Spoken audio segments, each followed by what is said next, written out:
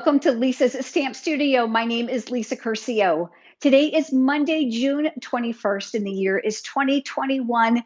This is a YouTube live streaming event, and I am so glad that you've joined me, whether this is your first time visiting my channel or you are returning. Thrilled that you're here.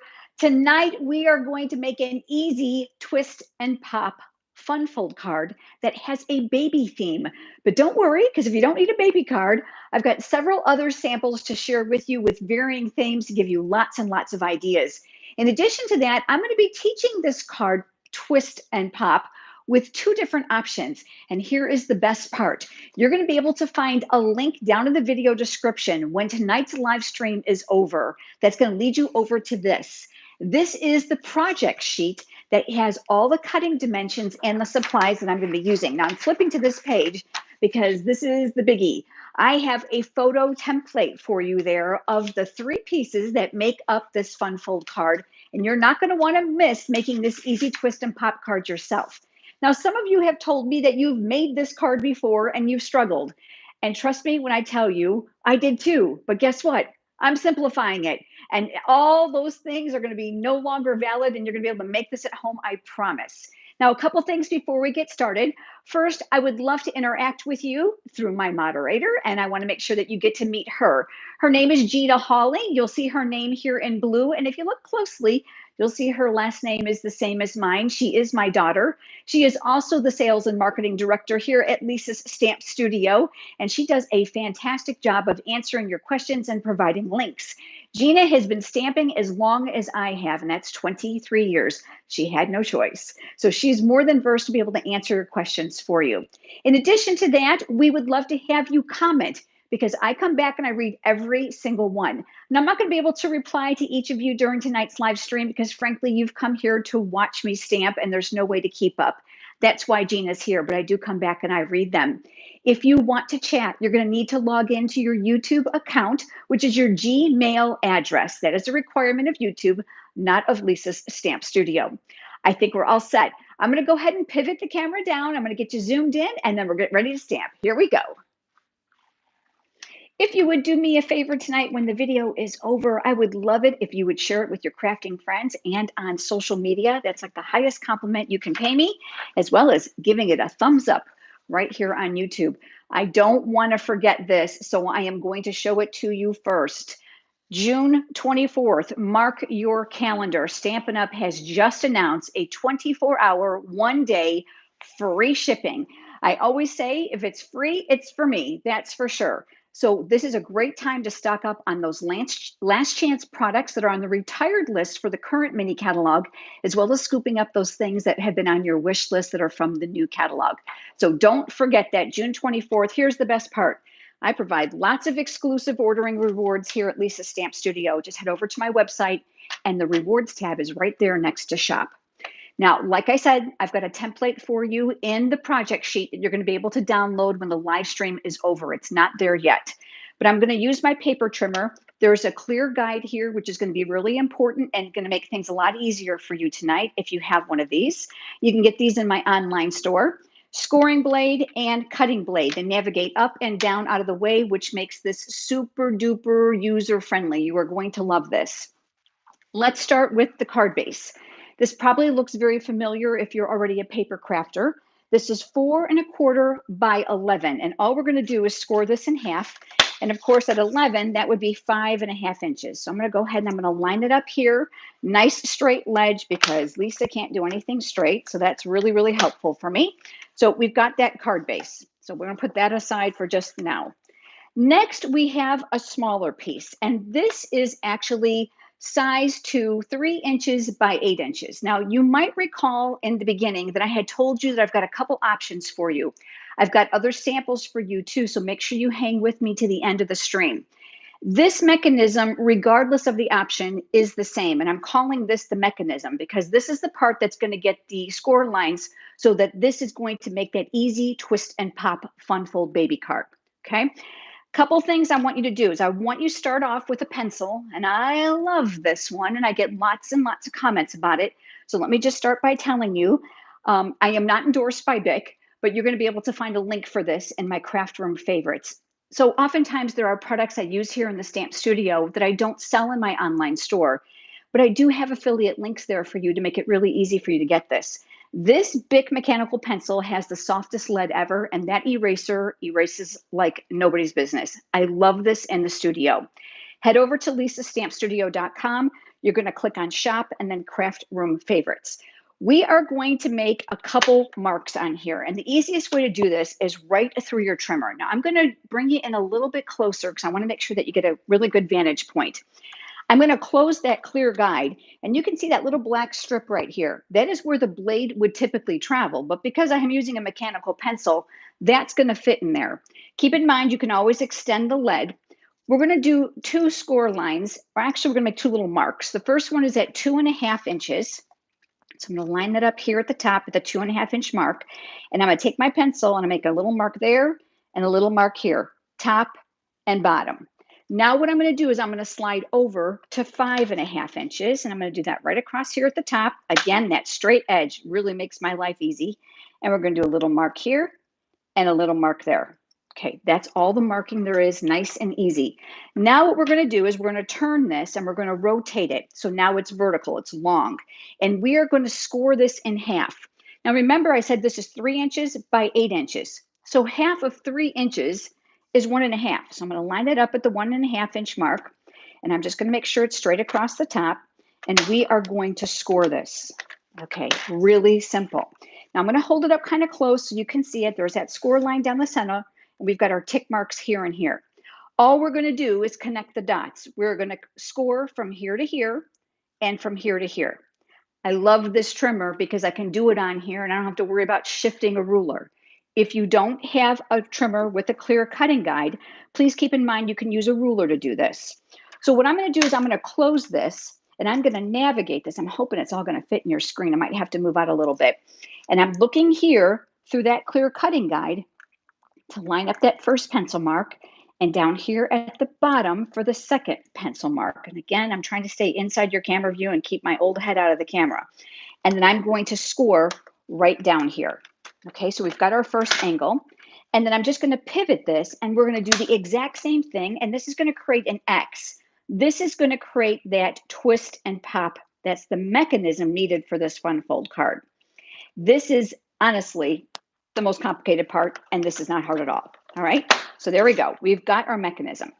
I am going to take this piece for right now, and I'm going to show you what we're going to do. We're going to fold it in half, but I want you to fold it towards you.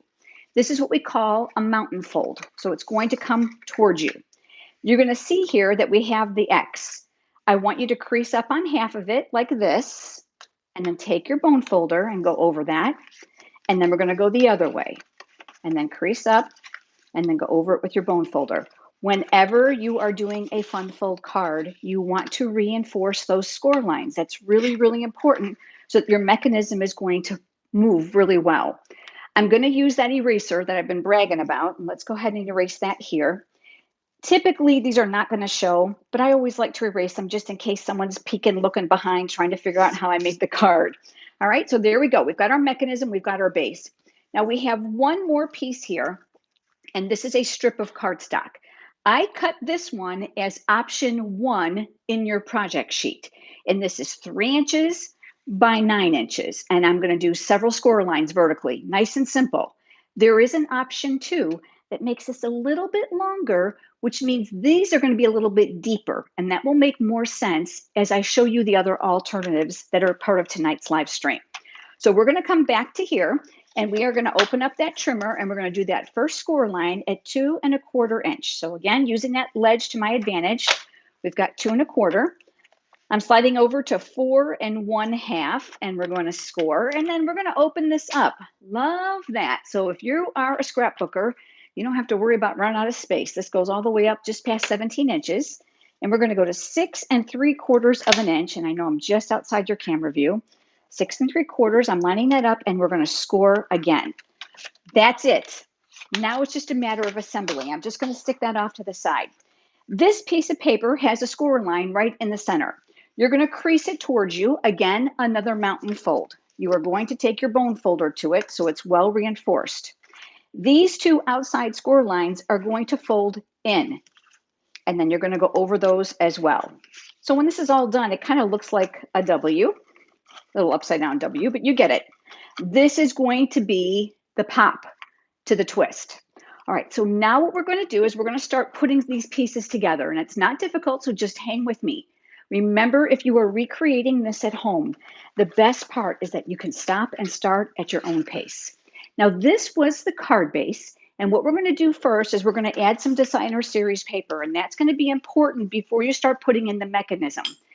Ask me how I know. I made that mistake the first time. On the very front, I decided to add some real simple, pretty blue designer series paper. You're going to look at this and think, you're kidding, that came from Floral. It did. As a matter of fact, that whole peach suite in the annual catalog is fantastic. And I love that Stampin' Up's designer series papers are double-sided, which means you're going to get a lot of bang for your buck. One side has a theme and the other side is all occasion, so you can use it all year round. You'll see me adding some of my very favorite Stampin' Seal Plus adhesive. It is extremely strong. I am using my silicone craft sheet, and we'll talk about that a little bit more.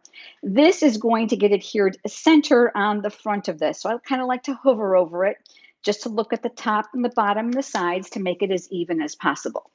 Now here on the inside, any decorating you want to do has to be done next. And I'm keeping it simple, and I'm using 2 more pieces of designer series paper. I chose these to be the same. You can obviously mix and match. Same peach paper. Isn't that fun? Gotta love those colors. So again, we're going to come around here. This time, I want you to be really careful to make sure that you're adding adhesive generously around the outside portion. The reason for that is this. Remember that this fun fold is going to move. We don't want these panels to lift. So I'm going to go ahead and I'm going to take this, I'm going to leave it horizontally. That makes it a lot easier for my hand to see that it's nice and even. And I'm just going to center these panels. So I've got the first one that's going to go here. And then the next one, we're going to do the same thing.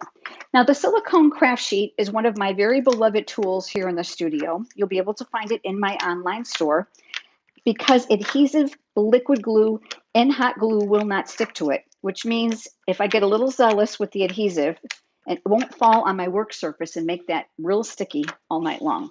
That's going to keep it all on top of there. And then this is going to get centered here. And I'm just looking to keep those even margins.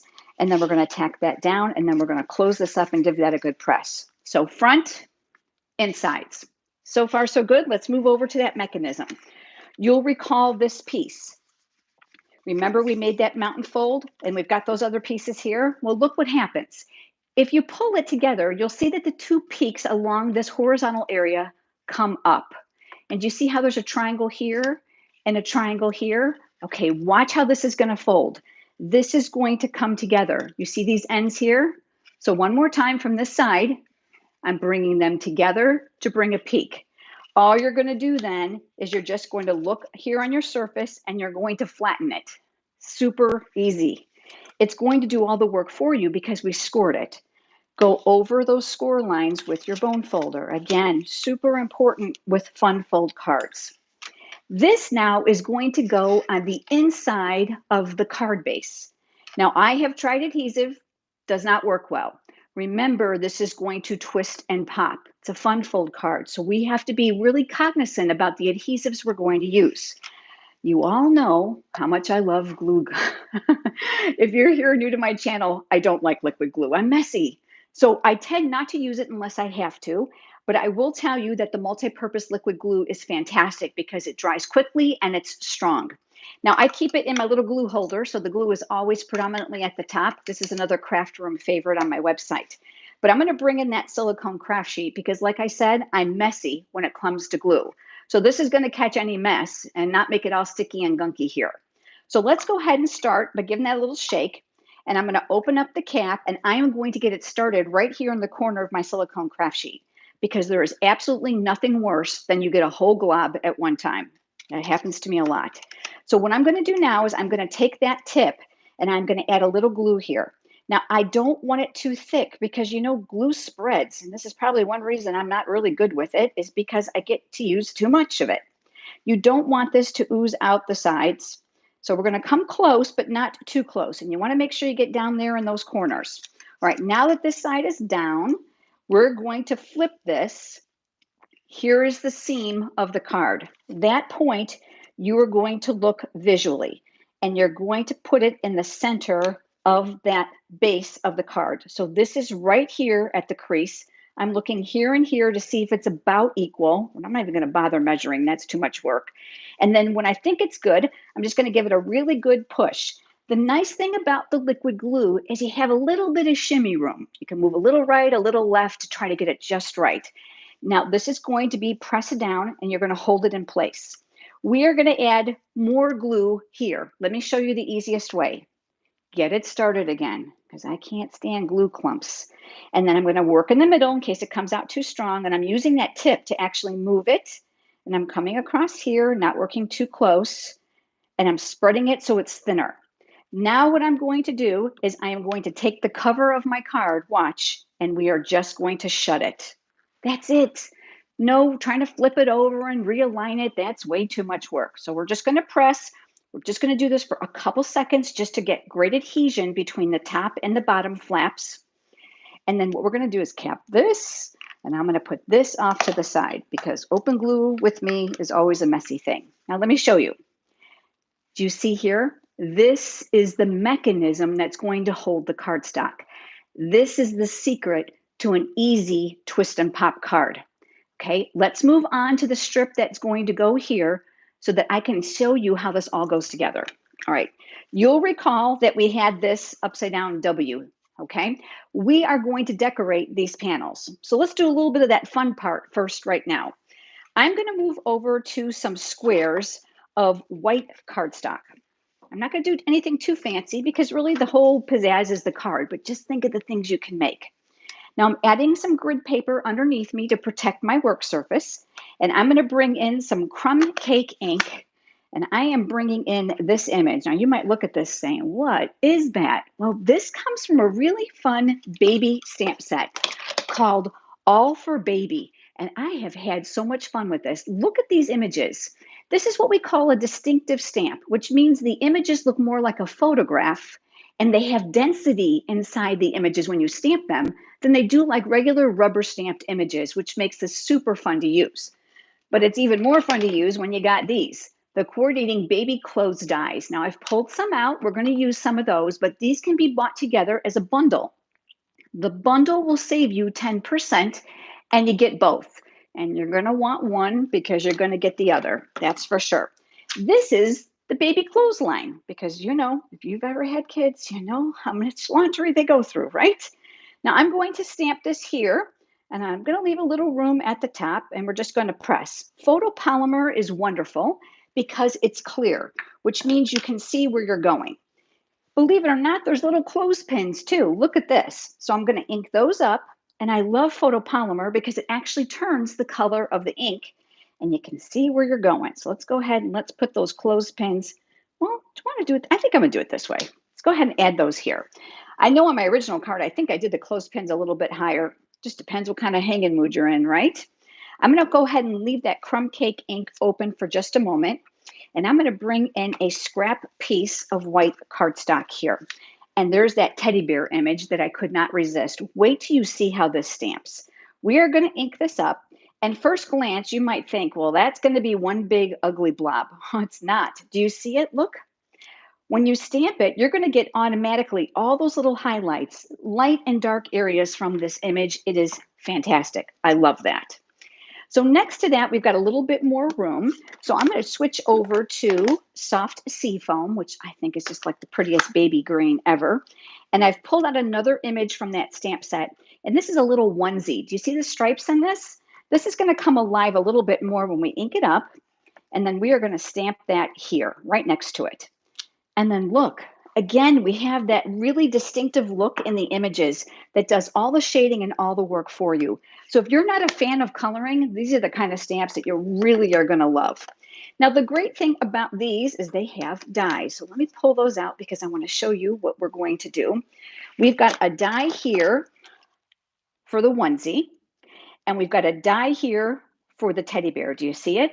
Now, just to save a little bit of time, I went ahead and I did die cut those before you join me. Let me just go ahead and pull those out. So I've got the teddy bear here and I've got the onesie here. Look at how adorable Aren't these great? Absolutely love that. All right. I couldn't resist.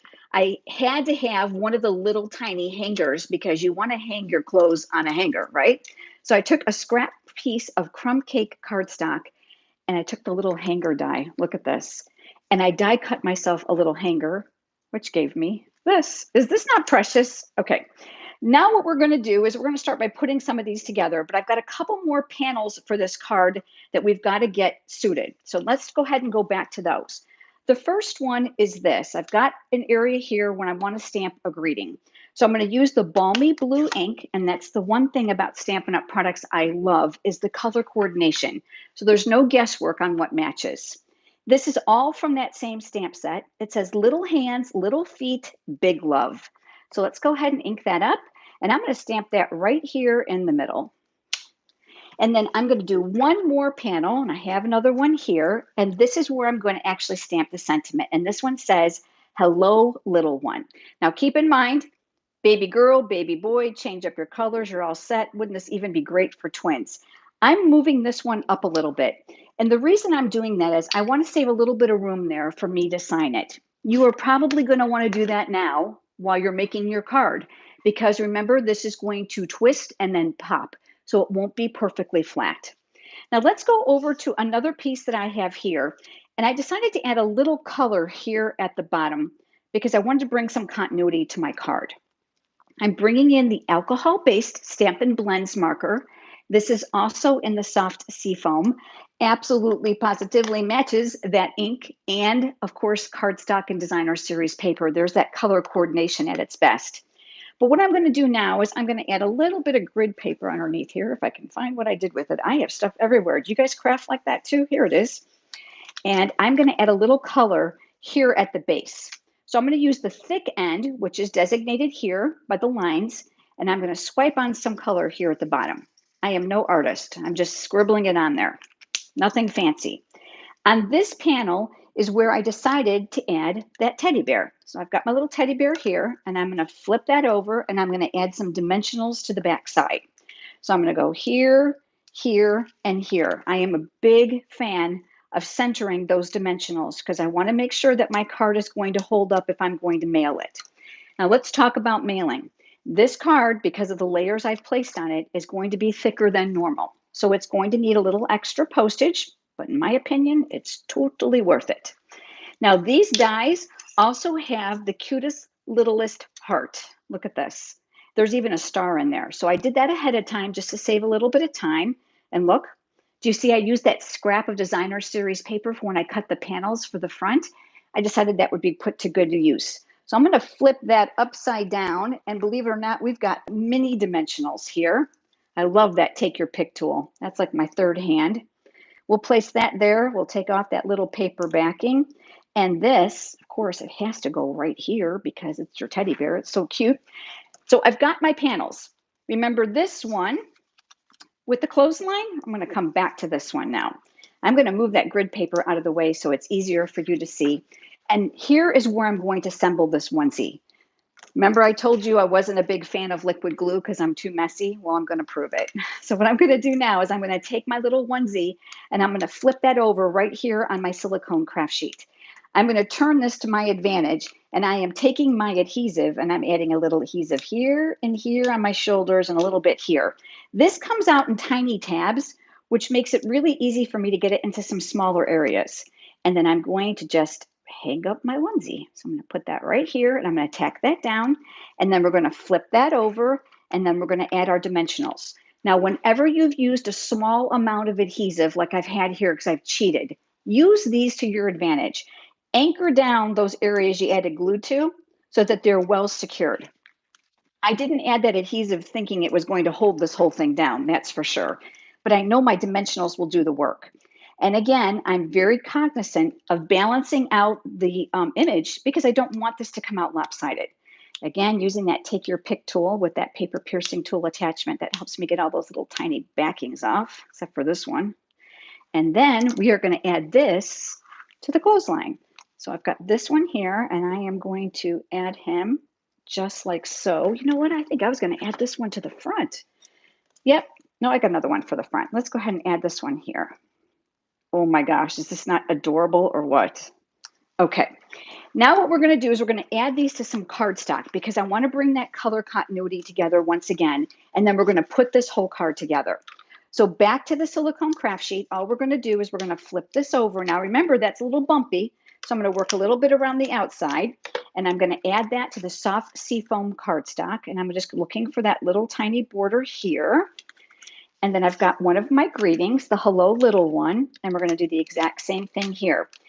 One of the other great ways to use fun folds are for holiday cards. Believe it or not, Christmas is going to be here before we know it. And this year, I don't know about you, I'm excited about getting together with family and friends after a year or so of a pandemic. This would be a great way for you to display family photos on these little pop-up areas. So keep that in mind. Would also be a great way to display an announcement for a birth or an engagement or a wedding, or an announcement, even graduation season, which just passed, right? All right, so we've got our panels.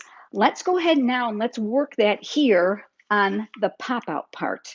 Remember, it's going to go this way, so the peak is in the center. All you're going to have to do is determine where you want these. So let's go ahead and let's do our little baby onesie on this side, flipping that over. This time, you're going to want to be a tad bit more generous with your adhesive because remember, this is going to open and close. This is going to go here. I'm going to add that here. For some reason, this looks a little bit too big, doesn't it? That's all right. I've got another one to share with you. This one is the greeting. We're going to add that here. Remember, I did this in 2 sizes, and I think I didn't add my little panels in the right size. And then this one is going to go here. Oh, Lisa, yep, you added the wrong size. You know what? I think I have another one in the other size. Let's go ahead and just add these. I'm going to give you guys a good improvise. And then let's go ahead and do our teddy bear. One thing about live stream, you never know what's going to happen. And this is one of those nights. So we're going to improvise because it's still going to work. And let's go ahead and take this guy and add our cute little bear here. And then we've got our final greeting. And again, you're going to want to sign it. So do your love here and there. And then you're going to add that here as well. All right. So it's been decorated. Let's go ahead and close this up. Again, I didn't leave appropriate space, but you guys are going to get this. All right. What we're going to do now is we are going to attach this to the inside of that card, which is here. The secret to the twist and pop is to make sure this and this are the same sizes. It's when this panel is bigger than this one is when you come into trouble. So the best kept secret I can tell you, and I'm going to take this one off because I know these panels are cut the wrong size. I accidentally cut these for the option 2. So my apologies, but don't worry. I got one that's put together perfectly. I want to show you. This and this are going to come together. Do you see it? Here at the top. You are going to put a little adhesive here and a little adhesive here. These have to remain free for this mechanism to move. Again, I am going to use adhesive. So I'm going to place it here, here, and here. You don't want to get too zealous. If you like liquid glue, that's fine. And then another portion of adhesive here. So we're going to place it here, here, and here. Now, I'm going to just very carefully lift these because I know that I have them on incorrectly, and I want to make sure that this is going to close and open for you. And let me show you. This corner is going to line up with this corner. So without getting my head in your camera, I'm looking very carefully to align that top and that sides. And then you're going to press that in place. We're going to take this edge now, and we're going to do the exact same thing down in here. And I'm looking to line these up, and then we are going to press. All right, watch what's going to happen. This card now is going to pivot. Do you see? It's because of the mechanism that has the cross in the center. But this has to be free, and this has to be free. So watch, this is going to come down, and this is going to press, and then it's going to open. Now I've got one where the panels are cut right, so just bear with me.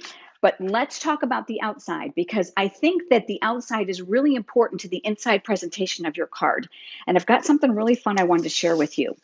I pulled out these amazing tailor-made tags.